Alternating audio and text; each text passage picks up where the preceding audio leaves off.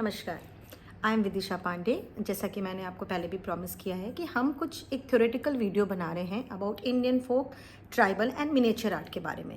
उसी सीरीज़ में आज हमारा जिस आर्ट फॉर्म का टर्न है वो है पिछवई आर्ट। बट यहाँ एक ट्विस्ट है, आज मैं आपको कुछ भी नहीं बताऊंगी। आज जो बताएगा वो एक बहुत बड़े आर्टिस्ट हैं, नेशनल अवार्ड विनर हैं, मिस्टर दिनेश सोनी जी, जिन्होंने पिछवई आर्ट के बारे में जो कुछ बताया वो शायद आपको यूट्यूब और गूगल से नहीं मिल सकता है। और वो बहुत उनके यहाँ ट्रेडिशन है, लाइक उनके ग्रैंडफादर से लेकर के उनके फादर, उन्होंने खुद पिछवई आर्ट में अपना पूरी लाइफ डेडिकेट की है। तो चलिए उनसे जानते हैं कि बेसिकली पिछवई आर्ट क्या होता है।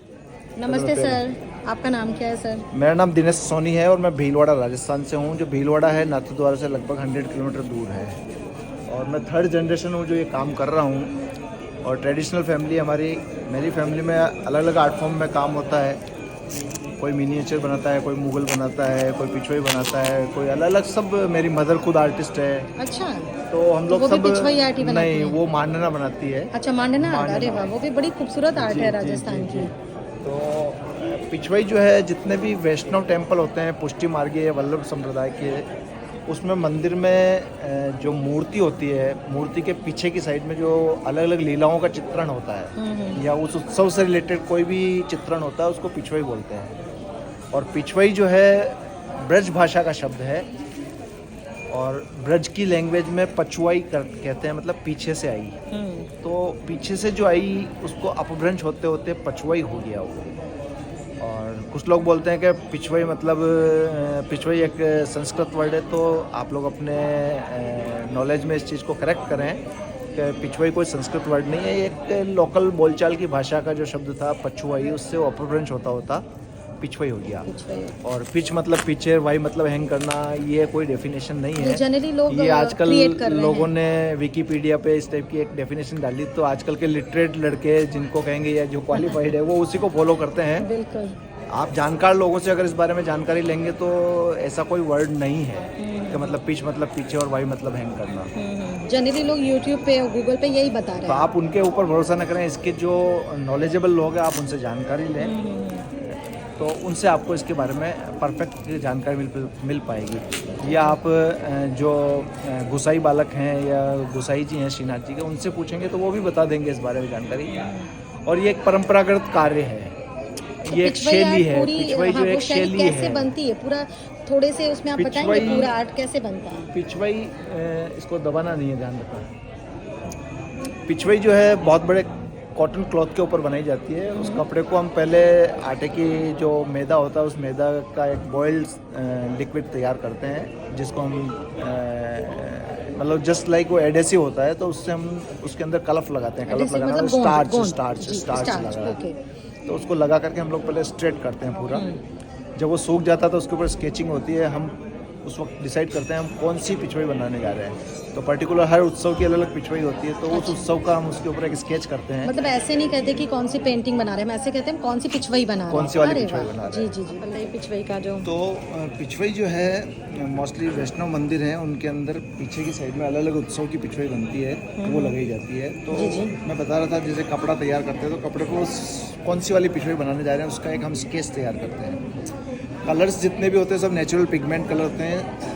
कई लोग आज के आर्टिजन्स पोस्टर कलर का यूज़ करते हैं, लेकिन एक्रेलिक कलर्स भी यूज़ कर रहे हैं। बना रहे हैं, तो इसमें स्वतंत्रता है, वो कुछ भी बना सकते हैं। लेकिन पिछवई बेसिकली हैंडमेड कलर्स जितने भी होते हैं, पिगमेंट बेस्ड कलर कहेंगे उनमें, तो उन रंगों को हम तैयार करते हैं, ग्राइंड किया जाता है हर पेंटिंग के लिए प्रॉपर वो कलर। क्योंकि अगर हम उसको लंबे टाइम तक पड़े रखेंगे तो उसमें कुछ ना कुछ रिएक्शन भी आते हैं। उसका घोन एब्जॉर्ब हो जाता है, तो उसकी पकड़ कमज़ोर हो जाती है। तो इसलिए हर पिछवई के लिए हम अलग कलर तैयार किए जाते हैं। पर्टिकुलर जैसे हर उत्सव की पिछवई है तो उस कलर के उस उत्सव की पिछवई के कलर शेड्स अलग होते हैं। तो हर एक पेंटिंग के लिए हमें जितने भी पिगमेंट है हमारे पास, उन पिगमेंट्स को तैयार किया जाता है। अच्छा, तो पिगमेंट्स कैसे आप तैयार करते हैं? पिगमेंट जितने भी होते हैं, पिगमेंट पाउडर बेस्ड कलर आते हैं, कुछ स्टोन बेस्ड कलर होते हैं, तो उनको ग्राइंड किया जाता है। जो स्टोन बेस्ड कलर है वो तो कंटिन्यूसली ग्राइंड करते ही रहते हैं। तो मार्केट में रेडी नहीं मिलते हैं? मार्केट में अवेलेबिलिटी बहुत नॉमिनल है। बहुत अलग सोर्सेज हैं जहाँ से हम लोग अरेंज करते हैं। बहुत इसके लिए स्टडी है। रंगों की अपने आप में बहुत बड़ा संसार है। रंगों की अगर स्टडी करेंगे तो उसके लिए बहुत बिल्कुल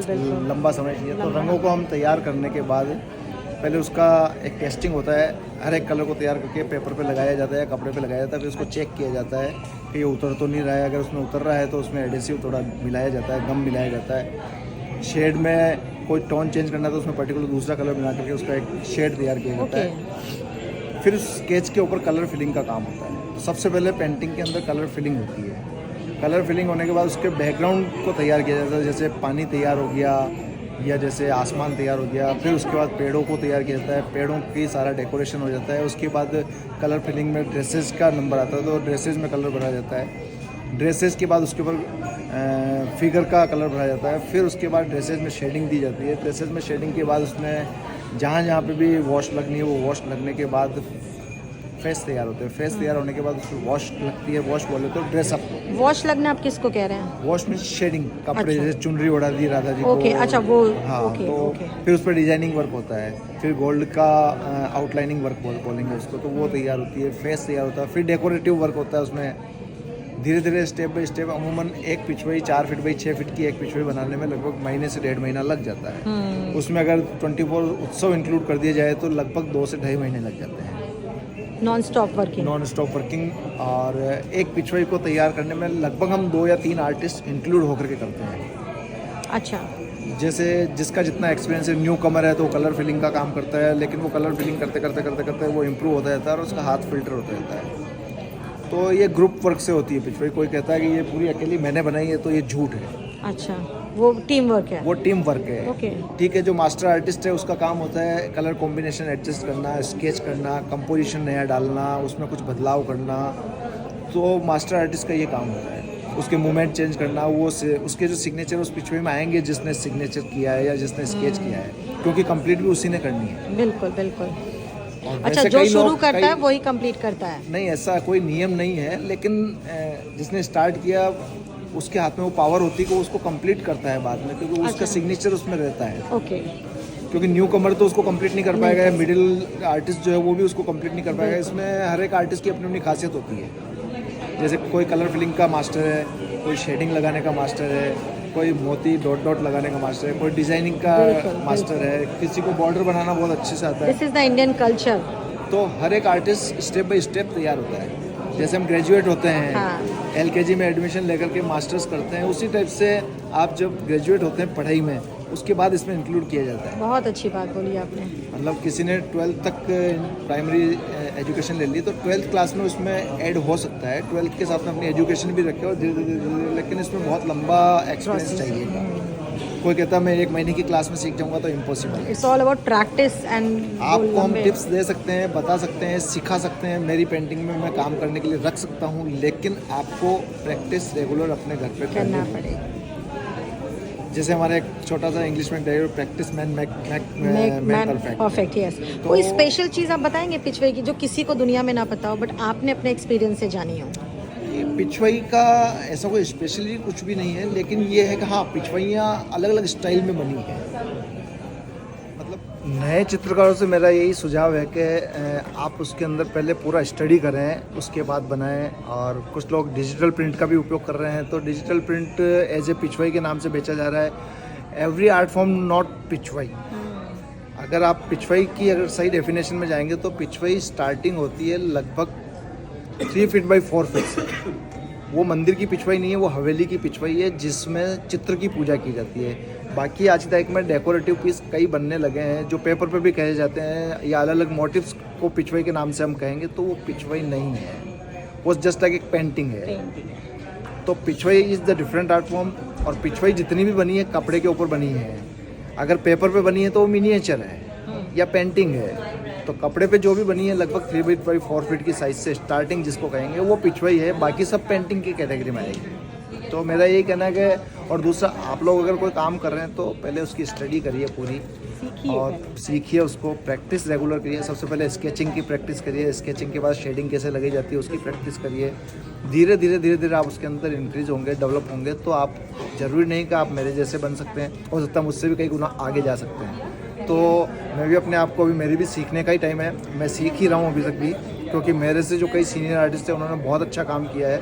उनके मुकाबले मेरा काम आज भी 50% ही है, क्योंकि जो 125-150 साल पहले की जो हम पेंटिंग्स देखते हैं तो उसको अगर हम कंपेयर करें तो जब टेक्नोलॉजी नहीं थी उन लोगों के पास तो उन्होंने बहुत टॉप का काम किया। आज हमारे पास टेक्नोलॉजी भी है, सारी चीज़ें, लेकिन हम उस लेवल का काम नहीं कर पा रहे हैं, क्योंकि जो जुनून चाहिए वो जुनून अंदर से आएगा। तो आप लोग अगर बहुत प्रैक्टिस करेंगे तो डेफिनेटली आप सक्सेस हो सकते हैं, और हर चीज़ पिछवाई नहीं है। तो ये थे हमारे मिस्टर दिनेश सोनी जी, जिन्होंने पिछवाई आर्ट के बारे में बहुत अच्छी जानकारी दी। आई होप कि आप लोग इनसे ज़रूर कुछ सीखेंगे, और जो मिसकंसेप्शन है कि पिछवाई मीन्स बैक एंड वई मीन्स हैंगिंग, वो सारी चीज़ें अभी आपकी क्लियर हो गई होंगी। और Pichwai art is not about one artist, it's all about team, it's all about 2 to 3 more than 2 to 3 artist. तो इसी के साथ ये वाला एपिसोड पिछवाई आर्ट का जो आपके लिए स्पेशली बनाया गया था यहाँ पे ख़त्म होता है। नेक्स्ट एपिसोड में हम जल्दी मिलेंगे, तब तक के लिए टेक केयर, जय हिंद।